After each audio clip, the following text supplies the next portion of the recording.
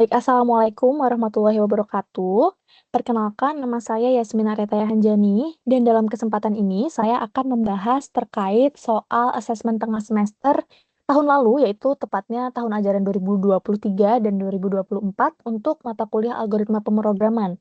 Jadi untuk soal asesmen ini mencakup materi fungsi, prosedur, dan juga rekursif. Jadi soal ini terdiri dari 4 ya, ada 4 nomor. Nomor 1 ini tentang function, kemudian nomor 2 prosedur, lalu yang ketiga rekursif, dan yang keempat ini ada tracing nantinya. Tidak usah berlama-lama, langsung saja kita bahas soal nomor 1 terlebih dahulu ya. Oke, kita coba bahas soal pertama, soal nomor 1. Di sini ada soal jasa travel Sadulur mempunyai rute reguler Jakarta-Bandung dengan harga tiket normal misalnya 150.000. Setiap hari biasa, di luar hari Jumat, Sabtu, Minggu, dan Senin, Sadulur menerapkan diskon berdasarkan jenis penumpang. Pelajar mendapatkan diskon 10%, mahasiswa diskon 5%, dan umum tidak mendapatkan diskon. Buatlah sebuah fungsi harga tiket dengan menerima inputan hari penumpang normal, di mana hari dan penumpang mempunyai tipe string dan normal mempunyai tipe integer. Hari adalah Senin, Selasa, Rabu, Kamis, Jumat, Sabtu, dan Minggu. Penumpangnya adalah pelajar, mahasiswa, atau umum. Dan normal ini adalah harga tiket normal yang diberikan. Kemudian di sini ada informasi terkait function-nya, kita harus mengisi ini. Kemudian ada main program yang sudah diisi ya, sudah lengkap isinya. Di sini juga kita bisa lihat untuk function-nya ini kita harus melengkapi parameter terkait kapan atau si hari tadi, kemudian siapa untuk penumpangnya dan juga harga normal ini untuk si harga awal tiketnya tersebut. Nah, dari soal ini kita bisa mendapatkan beberapa informasi nih, guys. Jadi yang pertama, untuk hari di mana diskon tersebut berlaku, untuk harinya di sini ada 3 hari yang valid ya, kecuali Jumat, Sabtu, Minggu, dan Senin. Berarti ada hari Selasa,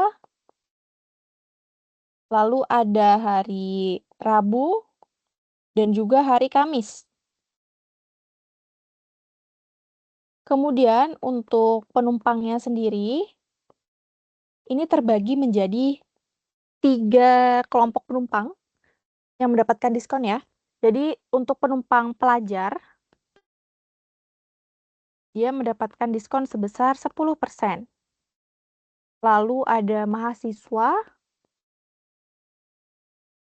mendapatkan diskon 5%, dan juga umum. Nah, umum ini dia nggak dapat diskon, jadi dia dapatnya harga normal dari tiketnya. Dari informasi ini, kita bisa membentuk algoritma dari function-nya. Tapi sebelum itu kita lengkapi dulu parameternya ya. Kita lengkapi parameter si function ini. Ini ada input state, diberikan parameter hari dan penumpang dengan tipe string dan harga tiket normal dengan tipe integer.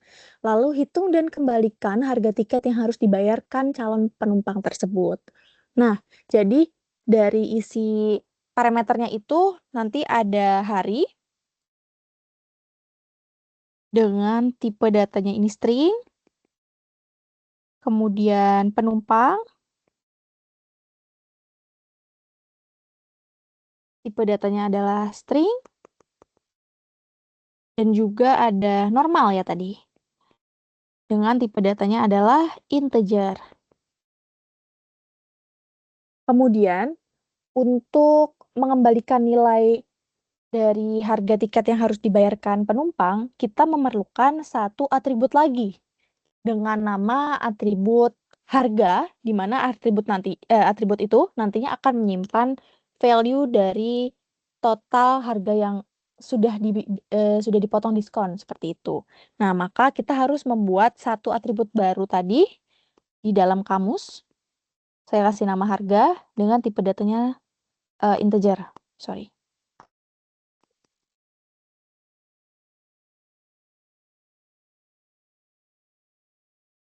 Kemudian baru kita masuk ke dalam algoritmanya. Kita lengkapi algoritmanya terlebih dahulu. Di sini si atribut harga tadi yang baru kita buat itu akan saya assign dengan normal, dengan atribut normal.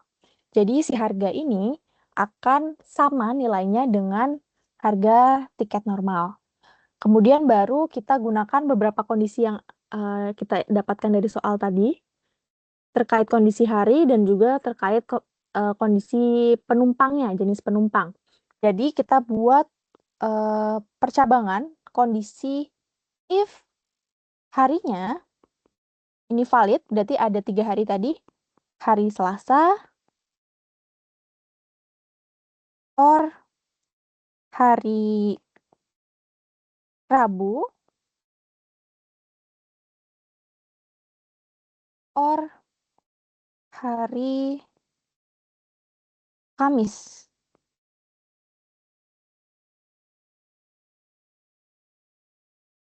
Maka baru kita masukkan kondisi kedua tadi terkait jenis-jenis penumpangnya. If si penumpangnya ini adalah pelajar,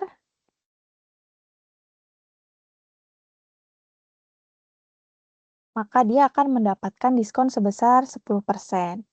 Jadi si atribut harga akan diassign dengan nilai baru, yaitu normal dikalikan dengan 9 div 10.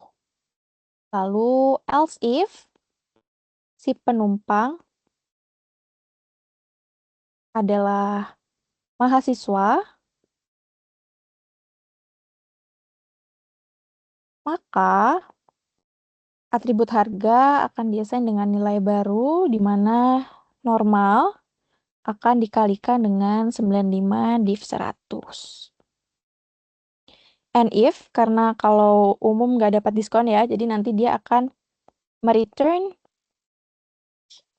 si atribut harga. Seperti ini. Nah, mungkin dari kalian ada yang nanya ya, kenapa si harga normal ini, harga untuk penumpang dan mahasiswa ini dikalikan dengan 9 div 10 dan juga 95 div 100. Jadi ini logikanya nih kayak gini. Logikanya ini adalah si pelajar ini kan dapat diskon sebesar 10% ya. Jadi dari total harganya, misalnya 100% total harganya tiket, dia akan mendapatkan potongan sebesar 10%. Maka yang harus dia bayarkan nanti hanya 90% dari harga tiket awal. Nah, kalau ini dipecah, ini dapat 90/100. Ini kan bisa kita coret nih belakangnya. Jadi dapat 9/10, dan kalau kita tulis ke dalam pseudocode, maka akan jadi 9 div 10. Ya kan? Kemudian, untuk kondisi mahasiswa tadi kan dapat diskon 5% ya. Jadi dari 100% harga normal tiket tadi, dia akan dapat potongan sebesar 5%, maka yang harus dia bayarkan dari keseluruhan harga tiketnya adalah sebesar 95%. Kalau dipecahkan, dia akan dituliskan seperti ini. Dan kalau ditulis pseudocode, maka dia akan jadi 95 div 100. Nah, jadi ini tuh sebenarnya cara cepatnya ya untuk menghitung potongan harga atau menghitung diskon, agar nanti yang kita hitung itu cuman harga yang harus dibayarkan oleh si penumpang tersebut. Kalau kalian mau menghitung dulu potongannya nih, misalnya kalian mau hitung 10% dan 5%-nya dari harga normalnya, baru kalian potong harga normal dikurang potongan diskonnya tadi juga boleh, tapi jadi lebih panjang ya. Kalau ini kan jadi lebih singkat, karena kalian tinggal langsung hitung ininya aja, hitung si harga normal dikalikan dengan harus bayar berapa nih, tuh harus bayar berapa dari keseluruhan persentase diskonnya. Nah, jadi untuk soal nomor 1 ini simple, kayak gini aja. Untuk programnya juga dia berjalan sesuai dengan ini ya, sesuai dengan contoh masukan dan keluaran yang ada pada soal. Jadi dia akan menerima inputan si harga normalnya dulu, kemudian kapan dan juga siapa. Baru dia nanti akan memanggil si function harga tiket, di mana si function itu akan di-assign ke dalam atribut harga bayar. Dan nantinya dia akan mengoutputkan si atribut harga bayar tadi, di mana si atribut harga bayar tadi itu sudah menyimpan nilai return, nilai, dari si harga ini yang ada di function. Jadi untuk soal nomor satu mungkin cukup di sini, selanjutnya kita akan bahas soal nomor 2. Oke, selanjutnya untuk soal nomor 2 di sini ada soal perusahaan properti Bojong Soang Danau Permai atau BDP merupakan perusahaan yang bergerak dalam bidang jual beli rumah dan tanah. Untuk setiap properti, perusahaan tersebut mencatat panjang dan lebar kafling dalam satuan meter dan harga properti per meter persegi. Buatlah prosedur untuk menghitung luas properti dan total nilai aset yang dimiliki. Masukannya ini ada sebanyak n baris, di mana tiap baris ini berisi 3 buah nilai real yang berisi lebar, panjang kafling, dan juga harga kafling per meter persegi. Nah, kita diminta untuk melengkapi prosedur dengan nama hitung aset. Di sini juga sudah terdapat main program dengan nama Bojong Soang Danau Permai. Di sini juga kita bisa lihat ya, kalau nama prosedur hitung aset ini memiliki parameter kafling, luas, dan juga aset. Berarti nanti ada 3 parameter juga di sini, kafling, luas, dan aset, yang kita masukkan di sini nantinya. Nah, di sini juga ada initial state dan juga final state-nya. Untuk initial state-nya, di sini ada bilangan bulat N, yaitu sebanyak properti yang dimiliki BDP dan sebanyak N data properti siap baca dalam piranti masukan. Berarti, untuk di program main ini namanya kafling, kalau di prosedur ini namanya adalah atribut N. Jadi di sini kita buat in-nya adalah N dengan tipe datanya integer ya, integer. Kemudian ada final state, yaitu luas properti dan total nilai aset yang dimiliki oleh PDP. Jadi ada luas, in, up, luas, dengan tipe datanya adalah real, kemudian ada aset, tipe datanya juga real.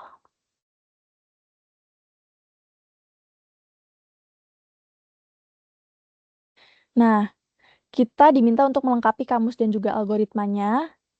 Kalau tadi di soal diinformasikan bahwa ada n baris kan sudah ada di parameter ya.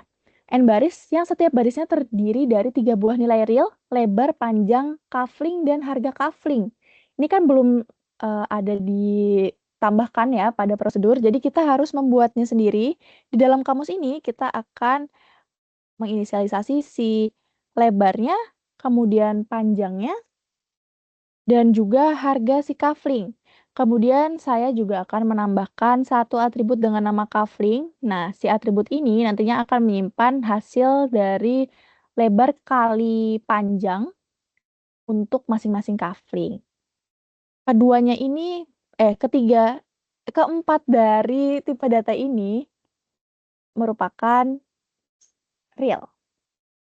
Baru ada satu lagi tipe data yang kita butuhkan untuk melakukan looping. Di sini tipe datanya adalah integer. Masuk ke algoritma, di sini saya akan set si nilai luas dan juga asetnya adalah 0 terlebih dahulu. Jadi luas akan di-assign 0, kemudian aset akan di-assign 0 juga. Kemudian untuk untuk iterasi tadi, si atribut J di sini akan saya assign dengan nilai 1. Jadi untuk looping akan dimulai dari 1, kemudian baru kita buat loopingnya. Di sini saya menggunakan while aja.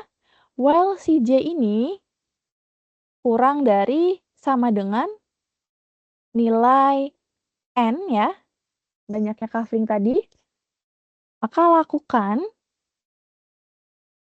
inputan untuk 3 nilai real yang diminta. Jadi input nilai lebar, panjang, dan juga harganya. Lalu kita hitung luas kafling pertama dengan cara lebar dikali dengan panjangnya.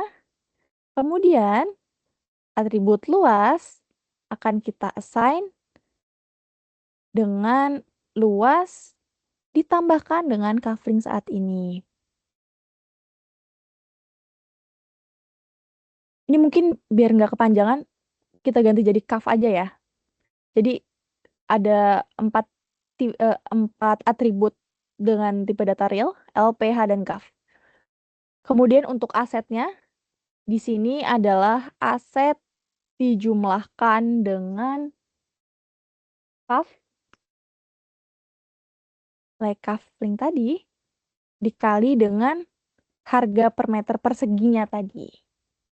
Nah, baru kita tambahkan iterasinya C, diassign C plus 1, kemudian N while. Seperti itu. Maka nanti berdasarkan dengan looping ini, si J ini akan terus melakukan iterasi sebanyak N kali.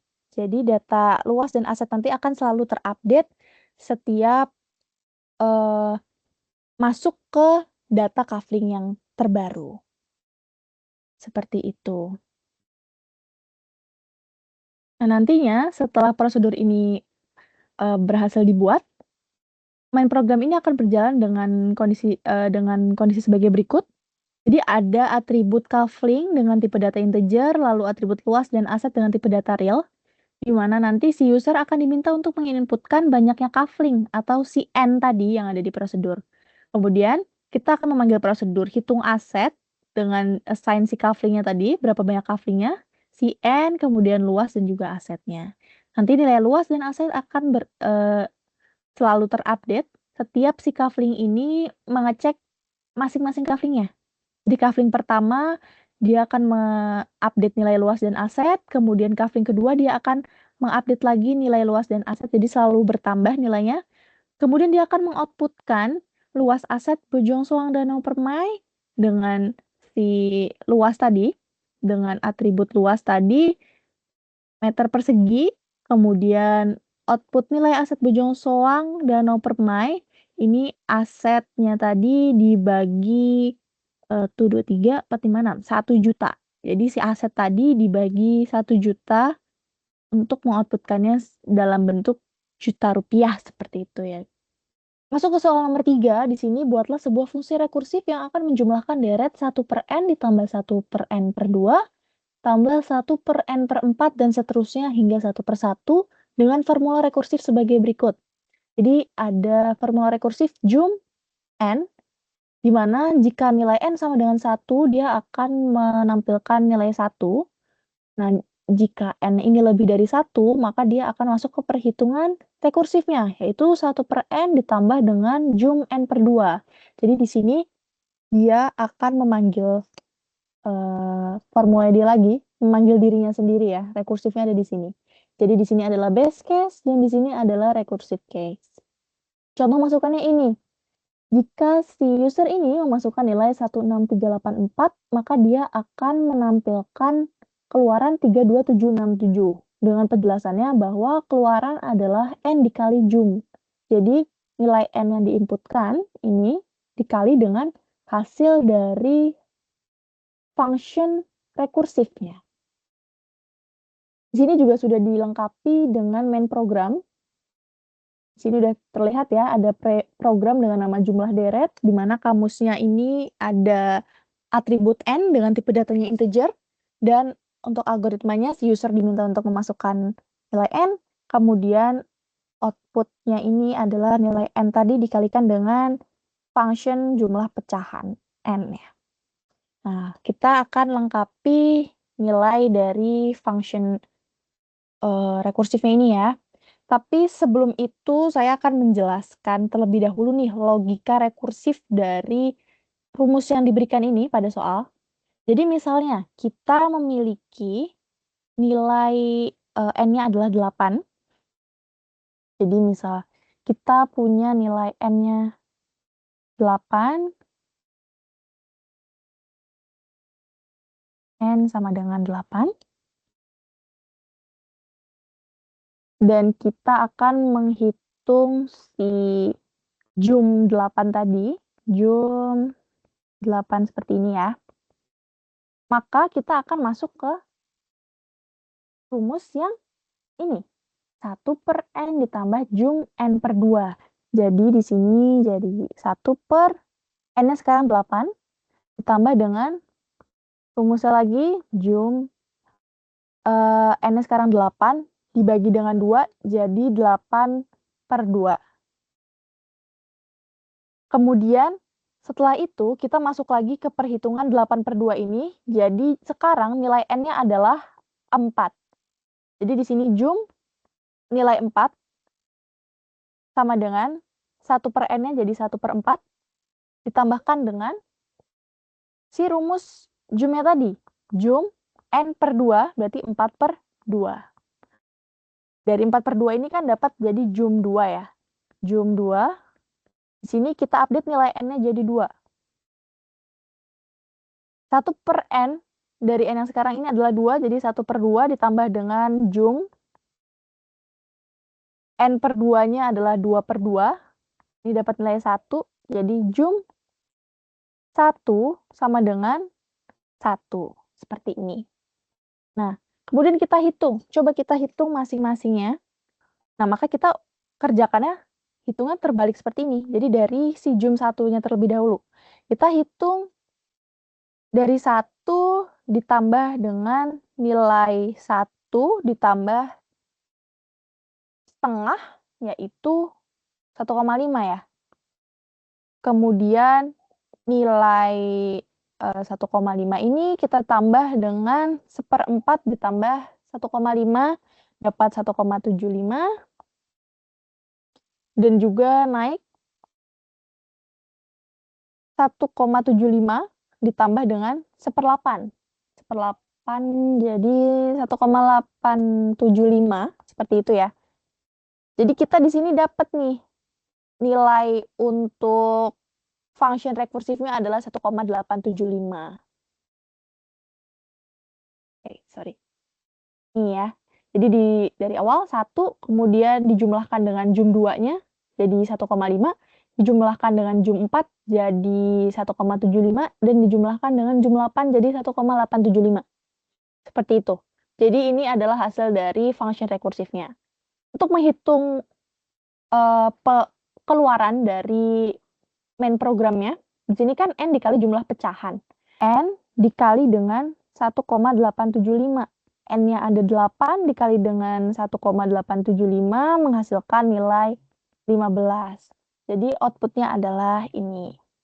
Nah, baru kita akan memenuhi nilai atau rumus function rekursif jumlah pecahan ini dengan si parameternya sudah diketahui ya, N integer, kemudian akan mengembalikan nilai realnya.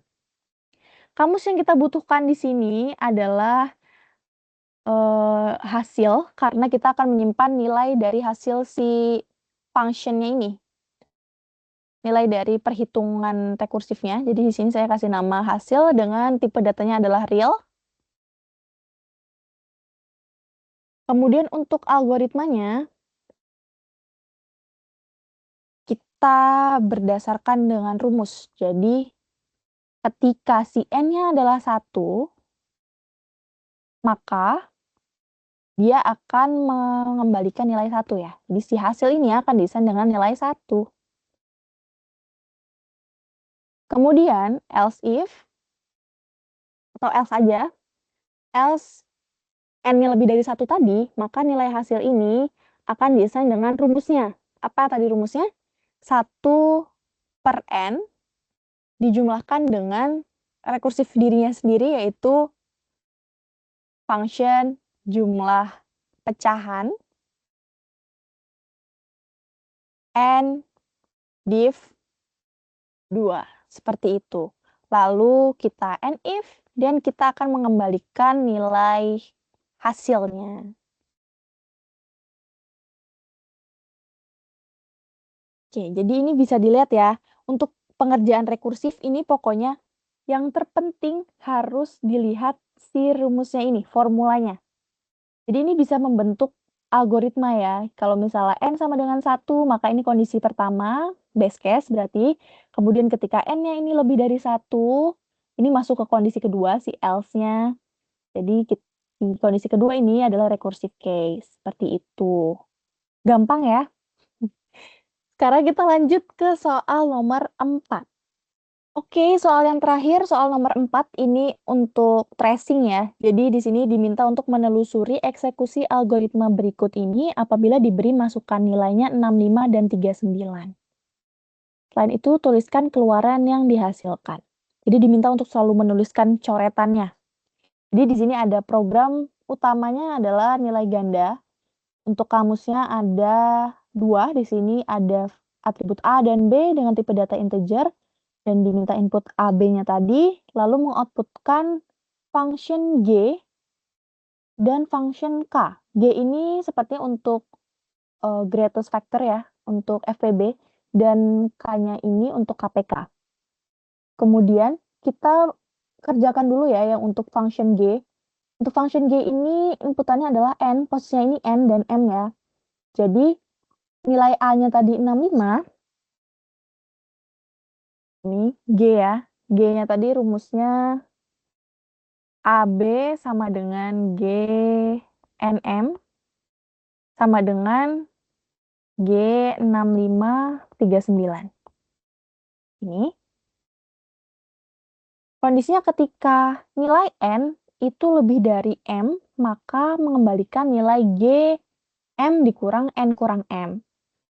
Ketika si nilai M ini lebih dari N, maka akan mengembalikan function G N dikurang M kurang N. Nah, jika nilainya ini N sama dengan M, ini else, masuk ke else, maka dia akan mengembalikan nilai dari N-nya itu sendiri. Nah, kita mulai dari G sama dengan 6539 ya. Jadi G 6539. Di sini yang bertindak sebagai N-nya adalah 65 dan yang sebagai M-nya adalah 39. Kalau dilihat dari sini dia masuk ke kondisi yang pertama ya, karena nilai N-nya ini 65 masih lebih besar dari nilai M-nya 39. Maka dia akan dituliskan menjadi G 39 dan 65 dikurang 39 karena N dikurang M ya. Didapatkan hasilnya adalah G 39 dan juga 26, betul? Seperti ini. Kita lanjutkan lagi perhitungannya ke bawah. G 3926 kondisinya masih masuk ke kondisi N lebih dari M ya, teman-teman. Karena nilai 39 masih lebih besar dari nilai 26. Maka G, nilai M terlebih dahulu yang ditulis, 26 dikurangkan dengan N dikurang M, 39 dikurang 26. Maka hasilnya adalah G 26 dan 13. Seperti itu. Lalu kita lanjutkan lagi, G 26 dan 13. Kondisinya juga masih masuk ke kondisi yang pertama ini, N lebih dari M. Maka kita tukar posisinya, G 13, kemudian 26 dikurang 13, didapatkan hasilnya adalah G 13 dan juga 13. Kemudian G 13 ini masuk ke kondisi yang ketiga ya. Karena nilai N-nya sama dengan M. Maka nilai N sama dengan nilai M,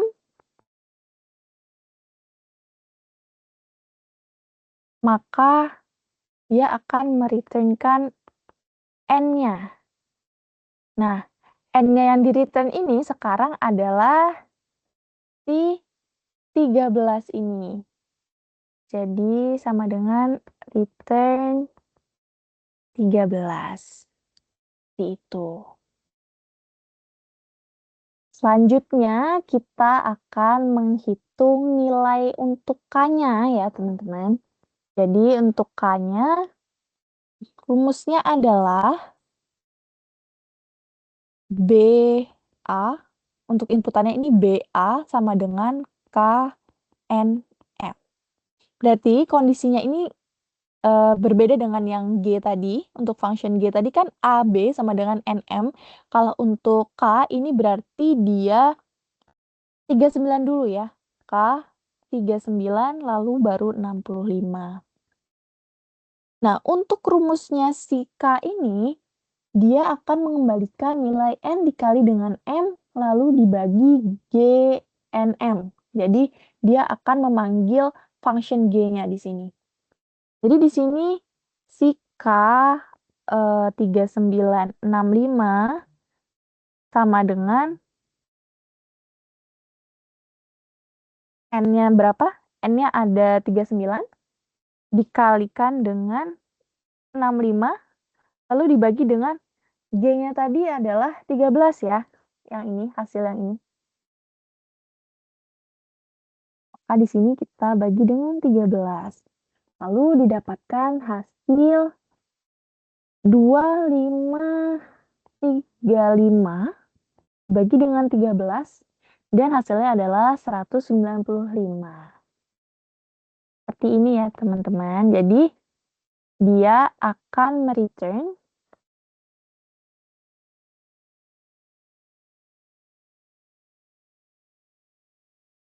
nilai 13, outputnya adalah outputnya adalah 13 dan juga 195. Seperti ini. Gampang ya untuk tracing. Kalau untuk tracing sendiri pokoknya harus teliti dan dibaca satu persatu step-step algoritmanya. Jangan sampai ada yang terlewat ya, karena satu hal tersebut cukup penting untuk perhitungan. Mungkin cukup sampai di sini pembahasan soal asesmen tengah semester untuk tahun kemarin. Semoga materinya dapat bermanfaat dan dapat digunakan untuk pembelajaran kalian untuk asesmen ke depannya ya. Terima kasih, sekian. Wassalamualaikum warahmatullahi wabarakatuh.